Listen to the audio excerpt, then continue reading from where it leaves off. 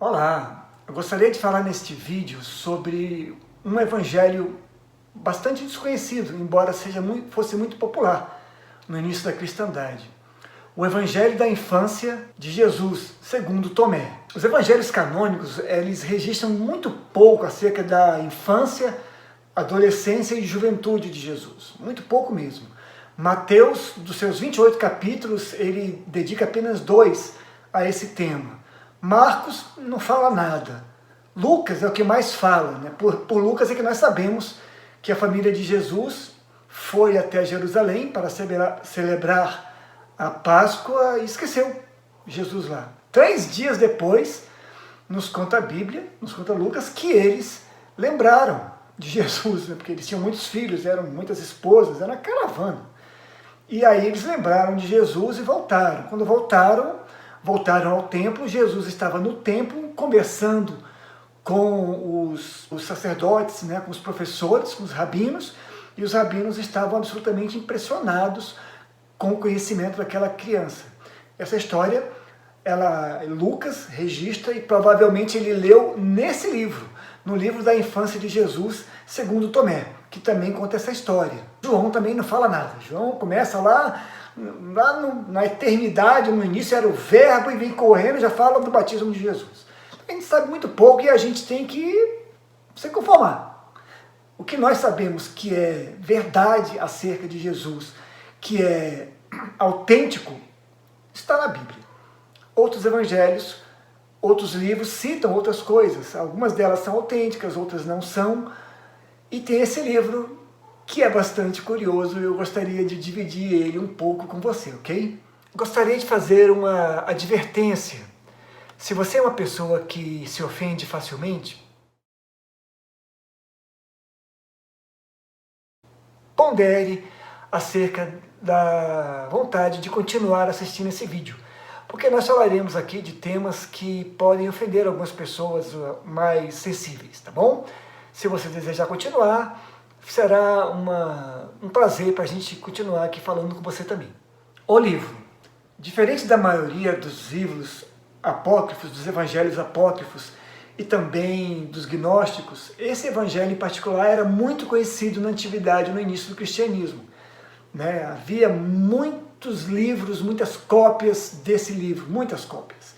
Ele não é como no caso dos livros gnósticos que foram encontrados no metade do século XX, em cavernas, embaixo da terra e tal. Não, sempre houve muito dele, né? Ele era tão popular que tem 2 outras versões dele. Uma chama-se Evangelho Árabe da Infância de Jesus e o outro chama-se Evangelho Armênio da Infância de Jesus. É um evangelho que se espalhou no mundo todo e depois algumas culturas fizeram evangelhos baseados nesse livro. A língua. A língua original desse livro é o grego. E a gente sabe que depois houve outras versões dele, nas seguintes línguas: armênio, árabe, latim e eslavo. Todas essas línguas são encontradas, esse evangelho é encontrado em todas essas línguas. Data. A maioria dos estudiosos acredita que esse livro tenha sido escrito no 2º século depois de Cristo, ou seja, ele é bastante antigo. Porém, há muitos estudiosos também, muitos biblicistas, que acreditam que, na verdade, ele é do 1º século, o que coloca esse livro muito no início e torna esse documento um dos mais antigos da cristandade, junto com o Evangelho de Tomé.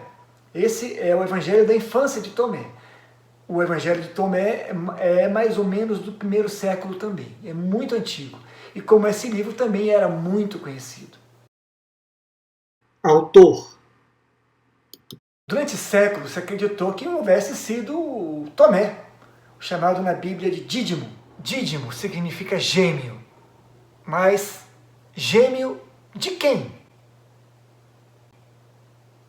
Contudo, hoje se sabe que não pode ter sido Tomé, o apóstolo de Jesus, porque o estilo é muito diferente do livro do Evangelho de Tomé. Esse sim, provavelmente escrito pelo discípulo. Eles dois são muito diferentes, o estilo literário, a grafia, é tudo muito diferente. Então não pode ter sido Tomé. Então esse Tomé não é o Tomé que é discípulo de Jesus. Esse Tomé provavelmente era um sábio judeu que depois converteu-se ao cristianismo e fez uma coletânea de histórias sobre a infância de Jesus. História. O livro é delicioso. Ele conta histórias e mais histórias acerca da infância de Jesus, né? Uma ou outra dessas histórias pode até ser verdade, mas a maioria não passa de fábulas, não passa de anedotas ou histórias, né? Há uma diferença. A última vez que eu li sobre alguém escrevendo história e história diferente foi o padre Humberto Roden, que ele define que história com E é uma mentira contada, inventada, né? É algo inventado. E história com H é um fato contado. Então há muitas histórias e há algumas histórias. Eu vou contar alguma para vocês aqui. O capítulo 3 nos fala que Jesus Cristo havia feito uma represa de águas, né? Tinha lá brincando, coisa de criança, brincando com a água, represou a água.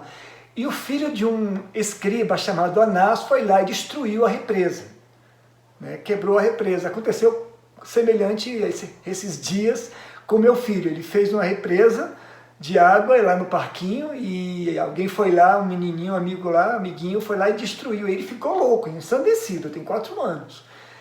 E Jesus Cristo também, né, aqui nessa anedota, digamos assim, ele fica enfurecido. Ele olha para o cara e fala, para o menino e fala, você é mau, você é insano, você é cruel, você vai ficar seco. Na hora que ele diz isso, o garoto vira uma árvore e Jesus fala para ele, você vai ficar seco, sem folhas, sem raízes e sem frutos. E o garoto vira uma árvore, sequinha. O pai do garoto, desesperado, pega a criança morta e leva para José e olha para José e fala, olha aí o que seu filho está fazendo com o meu filho e tal, e reclama com José. José então pede para Jesus voltar a isso e transformar o garoto em garoto de novo, e Jesus não transforma. O capítulo 16 nos fala que José virou para o seu filho Tiago, irmão de Jesus, irmão por parte de mãe, né? José então chama Tiago e manda Tiago ir pegar lenha com Jesus. Então Tiago e Jesus saem catando lenha. No meio daquelas lenhas, aqueles gravetos que Tiago pega, tinha uma cobra que pica a mão de Tiago. Tiago então começa a passar mal, fica branco, começa a se tremer todo, cai no chão e está quase para morrer quando Jesus assopra a ferida de Tiago. Ele começa a recobrar a consciência, a cobra explode, e Tiago recobra a consciência e fica tudo bem de novo.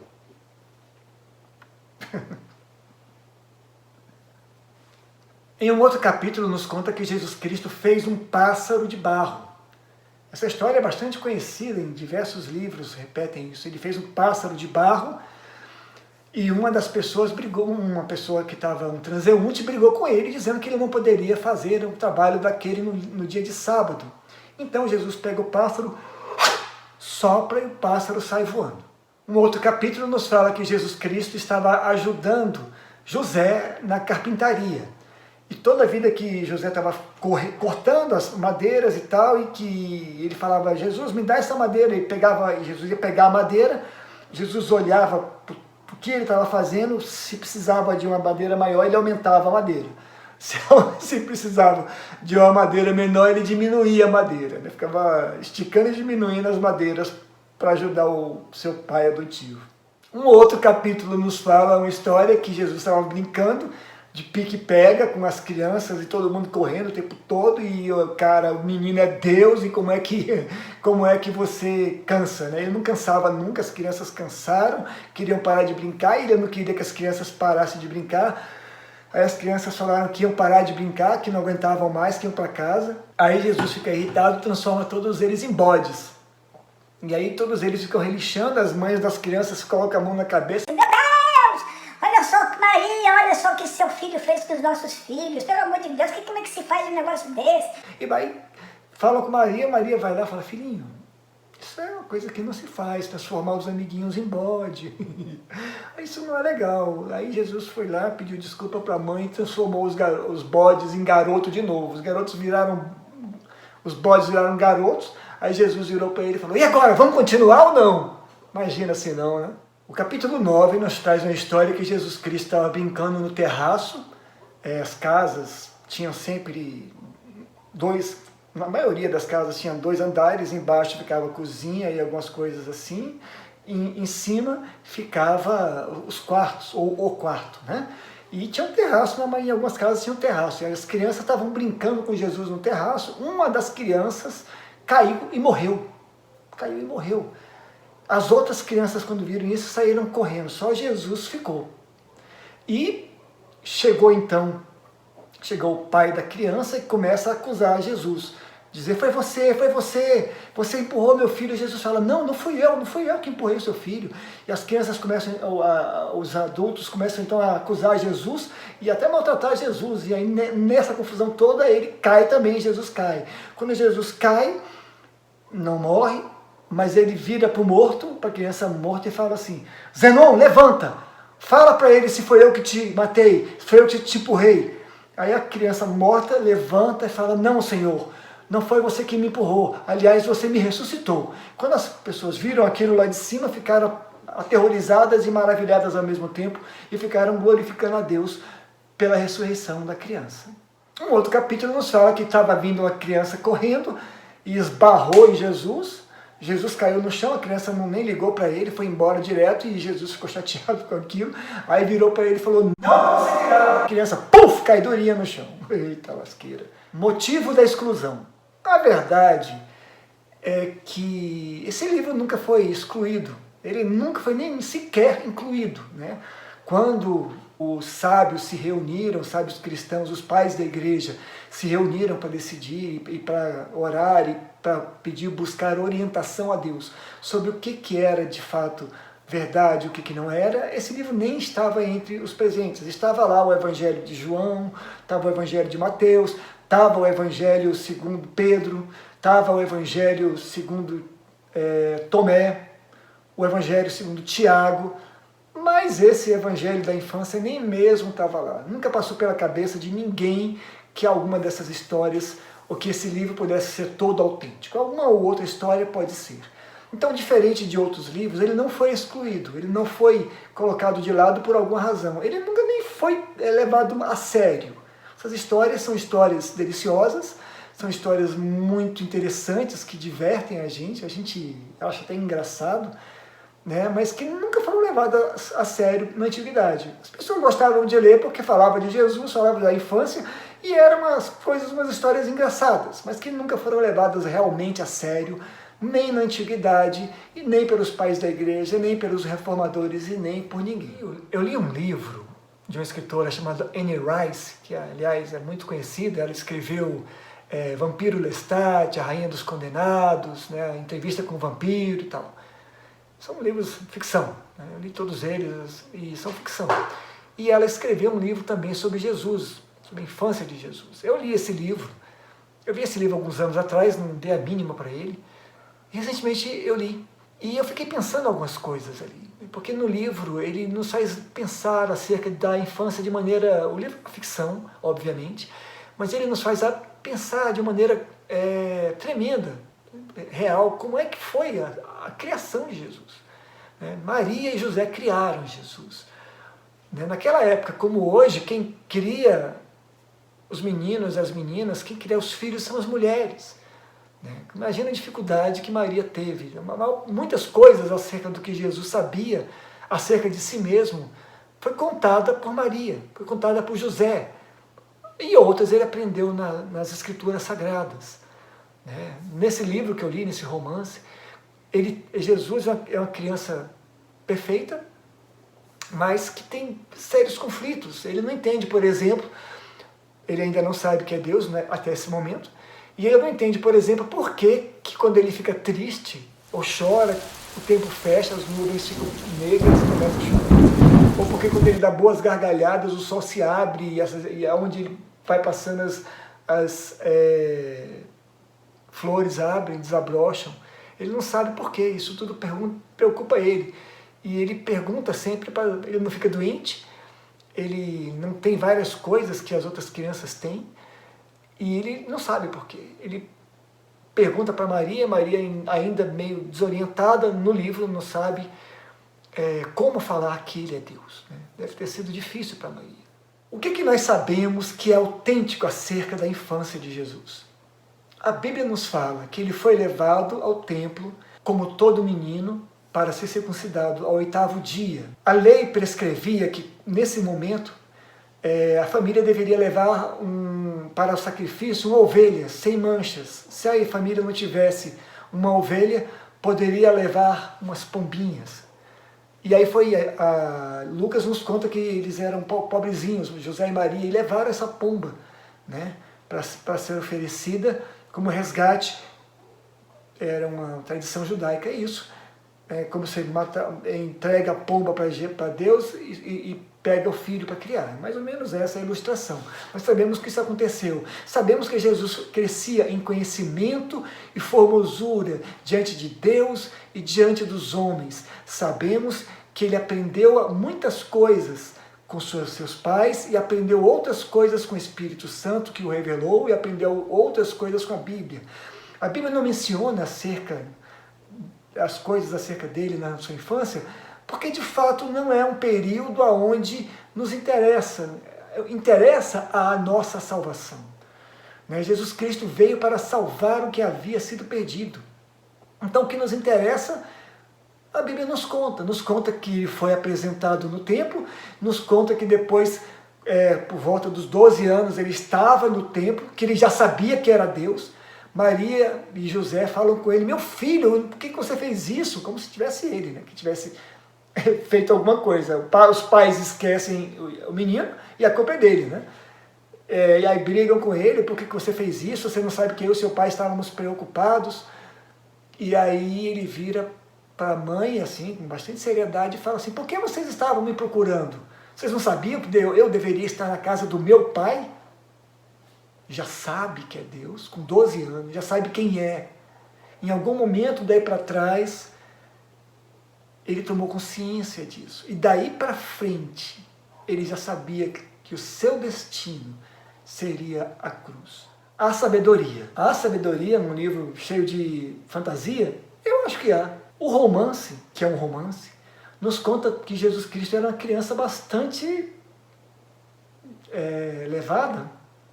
Levada não, né? Porque levada significa levada pelo diabo, né? Então, não era levada.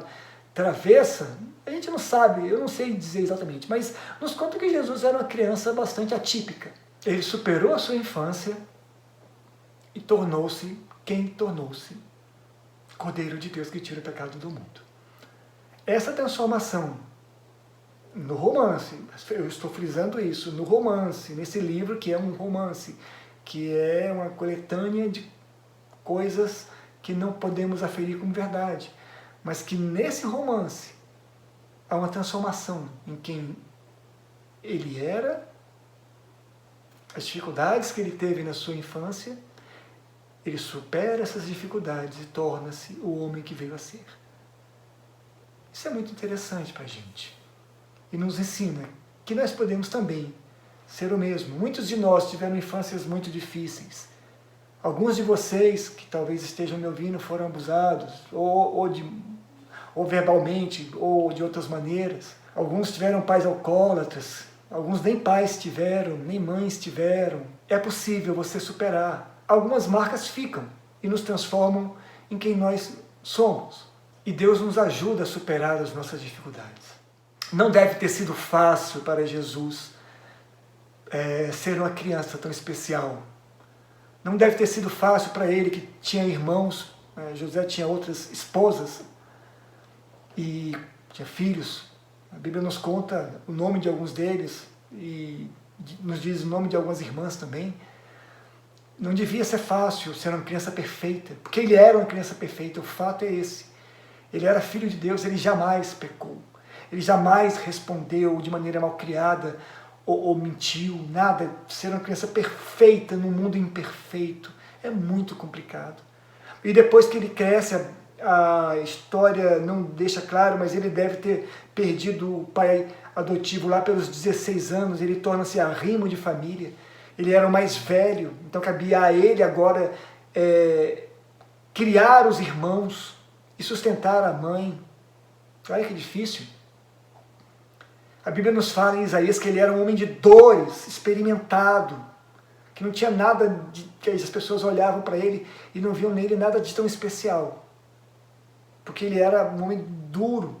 A gente tem a ideia romântica de que ele era um carpinteiro. Ele não era carpinteiro, ele era tecton. Quem era carpinteiro era o pai dele. Quem disse que ele era carpinteiro foi um papa, e o papa se enganou.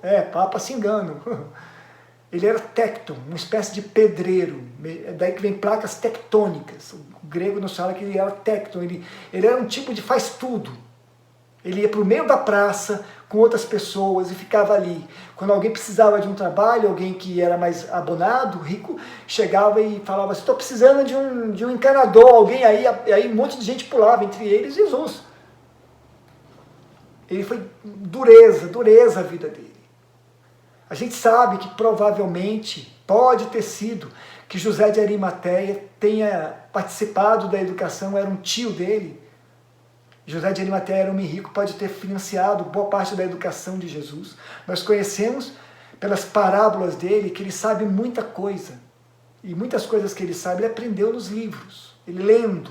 E leitura, ele falava grego, ele falava aramaico, ele falava hebraico. E onde que ele aprendeu isso? Estudando. Não era uma criança mal criada, nunca foi uma criança levada, nunca foi uma criança difícil de criar. Ele deve ter tido dificuldades, como todos nós tivemos. Mas Jesus, e isso é fato, superou as dificuldades da infância, superou as dificuldades da adolescência, superou as dificuldades da idade, da mocidade, da juventude dele, tornou-se um homem.